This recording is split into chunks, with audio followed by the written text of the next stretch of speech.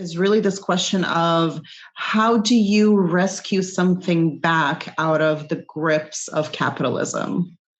Right? Yeah. This is what's coming up for me around this, because to me, this is like this element that turns things into diluted and simplified and sellable and scalable and, marketable, is this desire for profit, is this question, okay, like, how can I make money out of it? And oftentimes, in my observation, like this is how ideas get diluted, because then you want to reach the masses, and when you want to reach the masses, I suppose you want to appeal to the norm, or to what's considered to be the norm, and then there's so much diversity and so much queerness and so much, expanded experience of life that's being left behind to serve the mass market. And this is where language gets subverted, because you popularize the word tantra as the equivalent of sexuality, and it gets, back to this social media policy of literally blocking. I think it's part of at least Instagram's community standards that they list tantra along words that are related to sexuality and to abuse and to non-standard community behavior. And this is a term that's taken from a spiritual path, right? Like there's nothing, in my opinion, there's nothing harmful or subversive.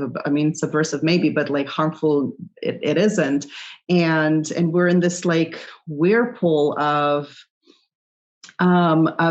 losing language because of its dilution process. I don't know. What do you think?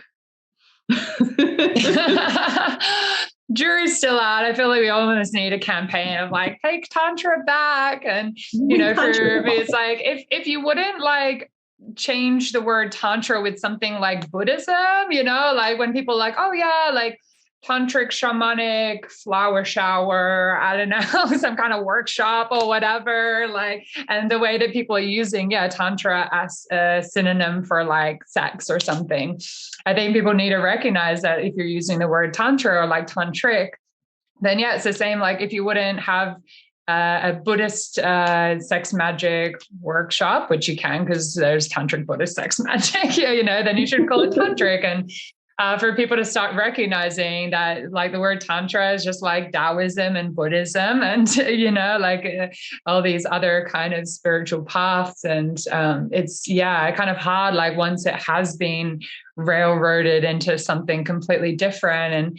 And, even on some of the mainstream TV shows, it's been great that neotantra has been showing up on Netflix and they're talking about Tantra, but then it's always, oh yeah, we got a Tantra teacher doing Tantra. And then she's doing a sexual healing process with someone that's got nothing to do with Tantra. There's no mantras or meditation on the energy body or, no talking about Tantric philosophy or anything. And it's well, that's a beautiful sexual healing practice. And that's really powerful. But that's not the essence of what Tantra is that you're doing there. And, it just gets really, really confusing. And it's a shame because I want to help guide people back to what Tantra is, because I feel this is the philosophy and this is the kind of spiritual path that is so relevant for the modern day and that could really help so many people. If people were actually accessing the essence of what this path is about, we could be really having a lot more love and harmony and understanding. And discernment is a big part of the path, which is a very needed thing in this day and age, and a way for people to get out of the matrix capitalistic world and get more in touch with nature and their bodies. And there's so much that Tantra can offer people. And it's this neo-tantra element of it is beautiful practices for sexual healing and for making people feel good in their bodies a bit.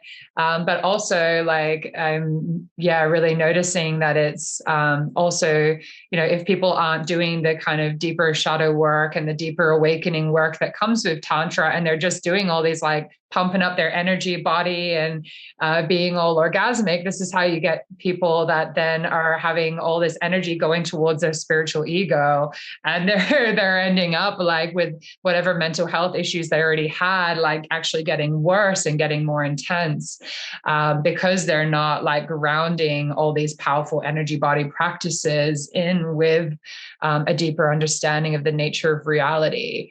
So yeah, there's also like some risks to people kind of getting only a certain part of the tantric stuff without the rest of it that's like even more important and even more necessary.